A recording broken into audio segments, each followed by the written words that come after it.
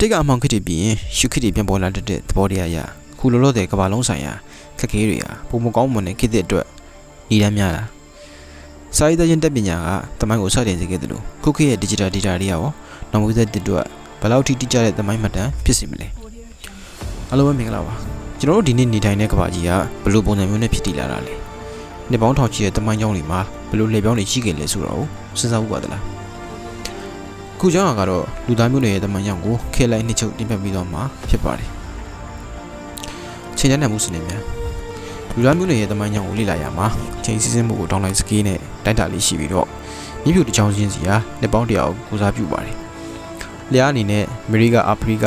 ရောဘာအာရှနဲ့ပစိဖိတ်ကျွန်းစုတွေဆိုပြီးတော့ကမ္ဘာဒေသတည်တည်ကိုခွဲခြားသတ်မှတ်ထားတယ်တမိုင်းမှာ AD နဲ့ BC ဆိုပြီးတော့ဝါရာတွေကိုတုံးမှုတကယ်တော့ဒီခုကလည်းဘာသာရေးကပုံမကြားနေရတဲ့ CE နဲ့ BC ဆိုတဲ့ဩဟာရတွေကိုသုံးများလာပါတယ်။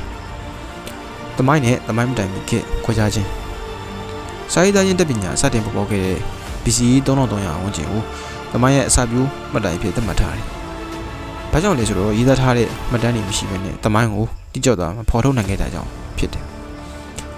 ထိုမတိုင်မီကာလများကိုတမိုင်းမတင်မီခေတ် prehistory လို့ခေါ်ပြီးတော့ကြောက်ခေတ်လေထိုကာလမှာပါဝင်ခဲ့တယ်။ကြေးဝါခေတ်နဲ့ကြေးဝါခေတ်တမိုင်းကြောင့်ကိုအဓိကအပြင်ပိုင်း6ပိုင်းခွဲခြားပြီးတော့ပထမဆုံးပိုင်းမှာကြေးဝါခေတ်ဖြစ်တယ်။ဤခေတ်မှာအီဂျစ်၊ဆူမားနဲ့ဟိန္ဒူမြဝန်းဒေသတွေမှာစာရေးသားခြင်းနဲ့လူကြေးဝါကိုစတင်သုံးပြုခဲ့ကြတယ်။ဆူမားလူမျိုးတွေဟာဘိန်းထုံထုံနဲ့ရွက်လီတွေကိုတည်ထွင်ခဲ့ကြပြီးတော့နက္ခတ္တဗေဒနဲ့ဇာပညာရွက်တွေကိုလည်းဖွံ့ဖြိုးစေခဲ့တယ်။အီဂျစ်မှာဂီဇာပီရမစ်တွေကိုထိုခေတ်ကလေးကတည်ဆောက်ခဲ့ကြတယ်။ BC 2200ခန့်မှာဖြစ်ပွားခဲ့တဲ့ 4.2 ကီလိုကြီးရဲ့ event ကြောင့်ကမ္ဘာတဝန်း6တွေ့တဲ့ရာသီဥတုတွေဖြစ်ပေါ်ပြီးတော့အီဂျစ်နိုင်ငံဟောင်းအကက်ဒီယန်အင်ပါယာနဲ့ဟိန္ဒူမြဝန်းယဉ်ကျေးမှုတွေကျဆင်းသွားခဲ့ရတယ်။အဲဒီနောက်မှာဘေဘီလုံယဉ်ကျေးမှုတရုတ်အာဖရိကနဲ့မြောက်အမေရိကမှာရှိတဲ့ပူပါတီပွိုင်းယဉ်ကျေးမှုတွေထွန်းကားလာခဲ့တယ်။ဥရောပမှာလည်းမီနိုယဉ်ကျေးမှုတွေပေါ်ထွန်းလာခဲ့တော့လေမိတောင်ပေါ်ကွယ်မှုတွေကြောင့်ပျက်စီးခဲ့ရတယ်။တန်ခင်းနဲ့ကြေဝါခေတ်နီကုန်း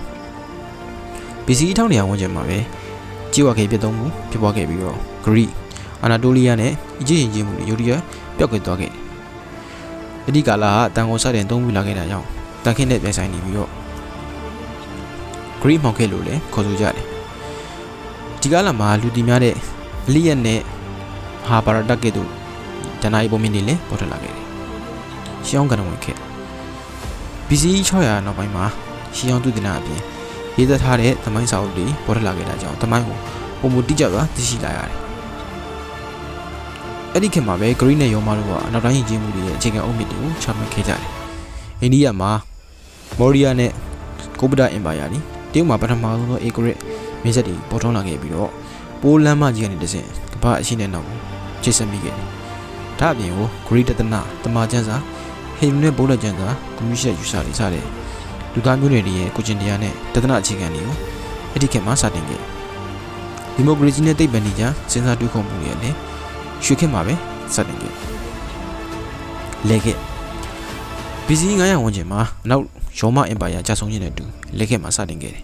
နောက်ဥရောပတို့အမောင်ခေတ်လို့ဆိုနိုင်တော့လေအရှေ့လယ်ပိုင်းနဲ့တရုတ်နိုင်ငံတွေမှာရွှေခေတ်တွေပေါ်ထွန်းနေခြင်းဖြစ်တယ်အစ္စလာမ်ဘာသာထွန်းကားလာခြင်းဒီမာလီအင်ပါယာပေါ်ထွက်လာခြင်းနဲ့အမေရိကမှာရှိတဲ့အဒက်နဲ့အင်္ဂါယဉ်ကျေးမှုတွေထွန်းကားခြင်းတို့မှာလက်ခေတ်ရဲ့ထူးခြားချက်တွေပဲဖြစ်တယ်။ဂျင်းညစ်ခံရဲ့မွန်ဂိုအင်ပါယာကလည်းကမ္ဘာအကြီးဆုံးကုန်းမြင့်အင်ပါယာဖြစ်ပေါ်ထွန်းခဲ့တယ်။ခေတ်သစ်ကာလပလေယောဂါကူးစက်မှုပြီးတဲ့နောက်မှာခေတ်သစ်ကာလကိုကူးပြောင်းလာခဲ့တယ်။အီတလီမှာညံတဲ့အလင်းပွင့်မှုစတင်ခဲ့ပြီးတော့တပည့်ပညာတိုးတက်လာနေမြစက်မှုတော်လှန်ရေးပေါ်ပေါက်လာခဲ့တယ်။၎င်းကနေတဆင့်ယနေ့ကျွန်တော်တို့ကြုံတွေ့နေရတဲ့ဤပညာတော်လှန်ရေးတီကိုရောက်ရှိလာခဲ့ကြခြင်းဖြစ်တယ်ပေါ့။တမိုင်းရဲ့လေပြောင်းတိုင်းမှာယာတိဥတုပြောင်းလဲမှုလူမျိုးစုရွှေပြောင်းချေချမှုနဲ့ကုသရောဂါဘေးဆိုးတွေစတဲ့တူညီတဲ့အကြောင်းရင်းသုံးခုကိုမြဲတစီတွေ့ရလေရှိတယ်။ယနေ့ကမှလည်းဆိုပါချင်းတွေကိုရင်ဆိုင်နေရတာကြောင့်လူသားမျိုးနွယ်တွေဟာတမိုင်းခေတ်တစ်ခေတ်ကိုကူးပြောင်းရင်ဒီကက်နေပြီလားဆိုတော့စဉ်းစားစရာဖြစ်လာပါတယ်။ဒီချက်တွေကိုနားထောင်ပြီးတဲ့အခါမှာတချို့ချက်တွေကိုပြန်လည်သုံးသပ်ကြည့်ကြပါမယ်။တမိုင်းဆိုတာအတိတ်မှာလည်းကြံခဲ့တာမဟုတ်ပါနဲ့ခုလက်ရှိကြုံတွေ့နေရတဲ့ရာသီဥတုနဲ့ကုသရောဂါတွေကအနာဂတ်ရဲ့အလေပေါင်းတွေဖြစ်လာနိုင်မှာလား ရှေ့ကစူးမနဲ့အကြီးတစ်လိုပဲကျွန်တော်တို့ခေတ်ရဲ့ဒီပညာသစ်တွေကနောက်ထပ်နှစ်ပေါင်းထောင်ချီကြတဲ့အခါမှာရှေးဟောင်းမွေးနေဖြစ်ဘယ်လိုကြံရစ်မှာလဲနောက်တစ်ချက်ကအတိတ်ကမောင်ခစ်တီပြီးရင်ရှုခစ်တီပြန်ပေါ်လာတဲ့သဘောတရားအရခုလောလောတဲ့ကမ္ဘာလုံးဆိုင်ရာခက်ခဲတွေအပုံမကောင်းမွန်တဲ့ခေတ်သစ်တစ်ခုအတွက်ညီတန်းများလာစာရေးသားခြင်းတက်ပညာကတမိုင်းကိုစတင်စေခဲ့တယ်လို့ခုခေတ်ရဲ့ digital data တွေရောနောက်မျိုးဆက်တွေအတွက်ဘယ်လောက်ထိတိကျတဲ့တမိုင်းမှတ်တမ်းဖြစ်စေမလဲနောက်ဆုံးအနေနဲ့တမိုင်းကနေသင်ခန်းစာယူပြီးတော့ကောင်းမွန်တဲ့ကဘာယူတည်ဆောက်ဖို့လူသားတွေမှာခွင့်ရရှိနေပြီလားဆိုတော့စဉ်းစားရင်းနဲ့နောက်ရက်ဒီမှာလည်းစိတ်ဝင်စားတဲ့အကြောင်းတွေနဲ့ကိုပြန်လာခဲ့ပါဦးမယ်